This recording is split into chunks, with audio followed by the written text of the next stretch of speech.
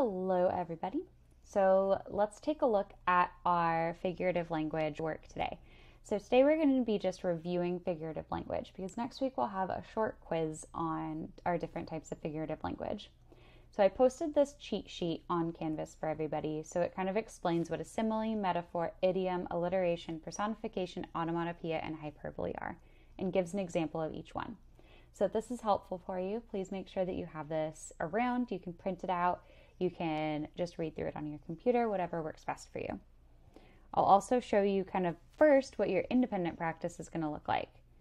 And it's going to look very similar to our guided practice. So you'll have a couple of questions and you're going to determine what each sentence is, if what type of figurative language it is, and that'll tell you a color. And then you can color your picture to figure out what the picture is. So for example, if the answer to question 2 has the color blue, the answer has the word blue under it, then all of the number 2s you're going to color blue. Excuse me. So let me show you what I mean. I have kind of another example.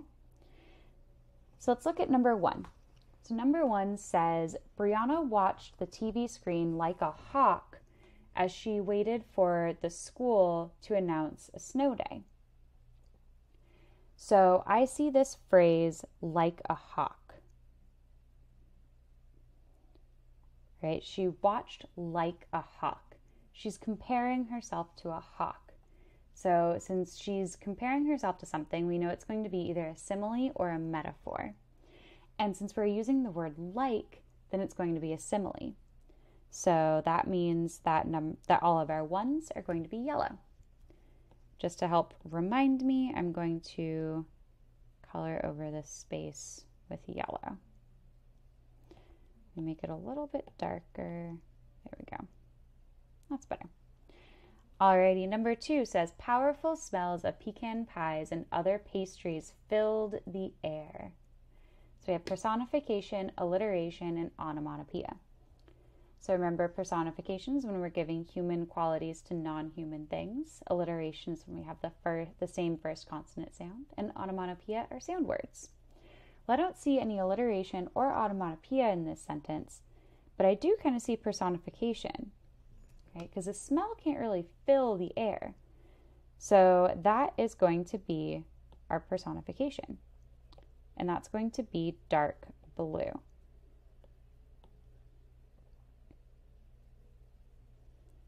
Oh, that's purple. Oops. There we go. That's dark blue.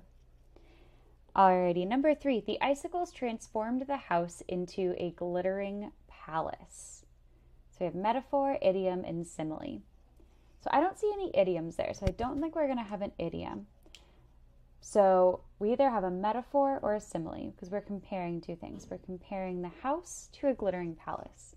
Well, I don't see like or as. We're saying that it turned into something. It is something else. So that's going to be a metaphor.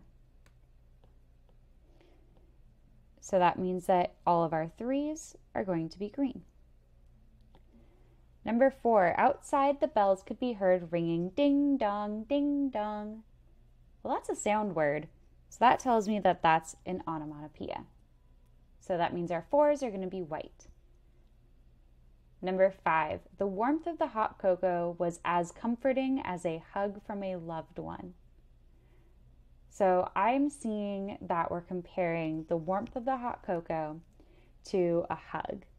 And I see the word as. So that tells me that we have a simile. So our 5s are going to be, yellow.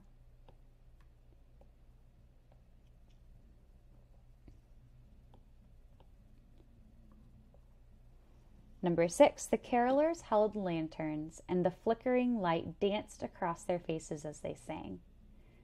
So I don't see anything being compared, so it can't be a simile or a metaphor, but I am seeing light being personified. Light can't really dance, can it? It's not a person, it can't dance. So number 6 is a personification. So that's going to be green.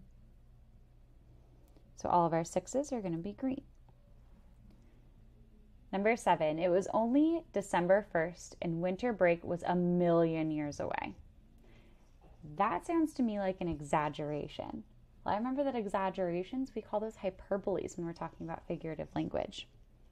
So I'm going to go ahead and circle hyperbole. So that means our 7s are going to be white, so we can leave those blank. Number 8, I was a marshmallow in all the layers of sweaters and the puffy coat my mom forced me to wear. I was a marshmallow. So this person's comparing themselves to a marshmallow. So it's either a metaphor or a simile. Well, I don't see like or as, which we would need for a simile, so that means it must be a metaphor. So that means our 8s are all going to be red. Number 9, busy shoppers bounded through the mall, bearing heavy bags and buying bundles of gifts. Let's listen to that again. Busy shoppers bounded through the mall, bearing heavy bags and buying bundles of gifts. I'm hearing a lot of that B sound. So that tells me that we have alliteration.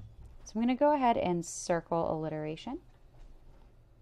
And that means that our 9s are going to be yellow. And number 10, when Martin woke up, he saw that the neighborhood looked as if someone poured powdered sugar all over everything. So I'm seeing another simile here, right? Because he's comparing the snow to powdered sugar, and we see that as. So that's going to be red.